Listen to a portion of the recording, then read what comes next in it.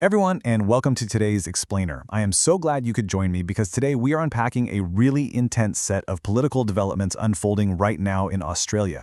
We're going to take a bit of a zoom-out approach for this one. We'll start at the absolute micro level, looking at some raw, terrifying personal security issues faced by public figures, and then we're going to slowly pull the lens back. As you'll see, by the time we finish, those localized friction points actually connect to a much broader macro-level shift in national party loyalties. It's a pretty wild journey from personal death threats to massive political strategy, so let's get right into it.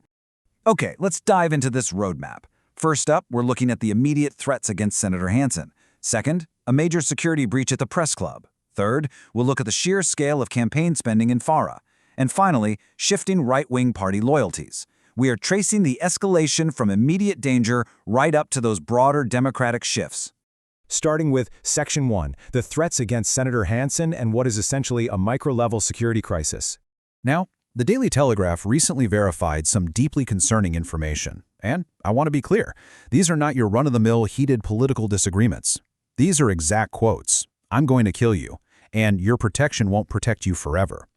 The visceral, raw reality of these messages is honestly chilling. And it's especially dark because they weren't just aimed at Senator Hanson herself. The messages explicitly targeted her daughter Lee and her grandchildren. It is a really stark reminder of the intensely personal toll that public service can take when the discourse completely crosses the line into violent criminality. Now, what's really interesting about this slide is how it captures the institutional friction caused by these threats. On one side, you have Senator Hanson stating that her pleas for enhanced security have basically been ignored by the Prime Minister. But juxtapose that with Prime Minister Anthony Albanese's official stance. He maintains that it's the Australian Federal Police, the AFP, who make these security assessments, and they do it completely independently, based on objective criteria, absolutely no politics involved.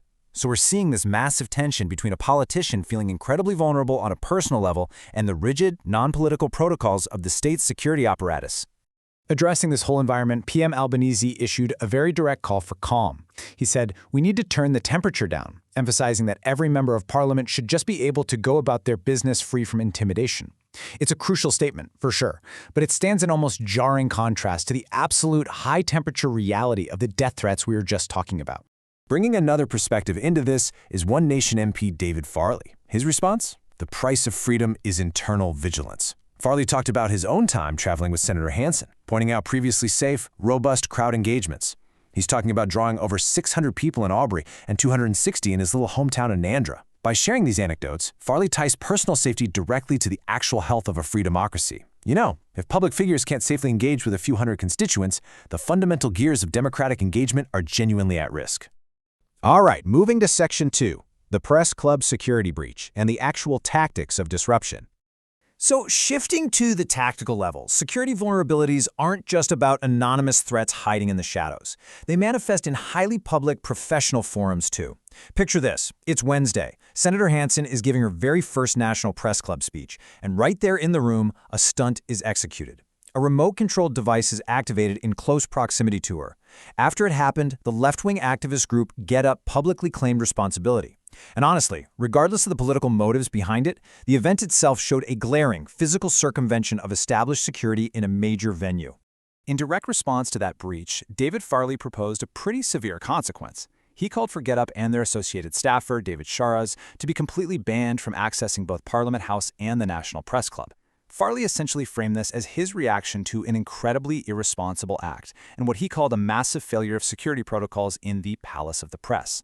For him, it wasn't just a simple protest. It set a dangerous precedent that could encourage other groups to exploit weak security. Let's move to Section 3 to see how this builds into the financial battlefield, campaign spending in FARA. Shifting away from physical security, look at the sheer scale of the financial battlefield. $600,000. This massive number represents the campaign spending injected by Get Up during the FARA by-election, and it was directed specifically toward opposing David Farley. We're talking about an enormous financial undertaking by an activist organization just to sway a single regional electorate. But here is where the reality of political spending gets kind of fascinating. After the by-election, there was this headline in the media, specifically cited by Farley from The Guardian, that read, "We spent $600,000 in FARA, and all we got was David Farley." Farley pointed this out with a touch of dry humor. He mentioned that they basically flooded Farah with billboards, but completely failed to unseat him. And it brilliantly illustrates a core truth about modern politics. You can dump massive financial investments into activist campaigns, but it doesn't guarantee the result. Sometimes all that money just doesn't move the needle. Which brings us to Section 4, Shifting Right-Wing Party Loyalties. It's time for the macro view. Zooming all the way out, we're seeing the ground literally shift beneath traditional conservative factions. On one side, you've got the traditional Liberal Party, with reports that former Prime Minister Tony Abbott was actively making phone calls to branch members, personally trying to beg them not to defect. On the flip side, you have One Nation visibly attracting these defecting conservative voters and holding meetings that feel basically indistinguishable from traditional coalition gatherings. The political environment is fundamentally changing right beneath their feet. And this brilliantly illustrates the dynamic at play. When Farley was asked about Tony Abbott making those phone calls, he used this fantastic cricket analogy. He said, "Putting Tony back on the telephone is a little bit like bringing Bobby Simpson back into bat." Now, Bobby Simpson is a legend of a bygone era of cricket. Farley's point is that while Abbott's energy and loyalty are deeply admired, the world has simply moved on. The pitch, to use his words, has changed so much that relying on traditional figures and old-school tactics just might not work anymore to win back disillusioned voters. To prove this point about shifting demographics, Farley shared a super revealing anecdote about a branch meeting he addressed down in Wagga Wagga. Having spoken at tons of national and liberal conferences over his career, he really noticed the crowd. When he looked out across the room, the attendee demographic was visually indistinguishable from a traditional coalition or liberal conference. The lines between the voter bases are completely blurred now. The folks sitting in a One Nation meeting today are the exact same demographic that used to pack into liberal meetings yesterday. So, let's tie this whole shebang together. We started with the very real, terrifying death threats sent to a politician and her family. We looked at the brazen circumvention of security inside the press club.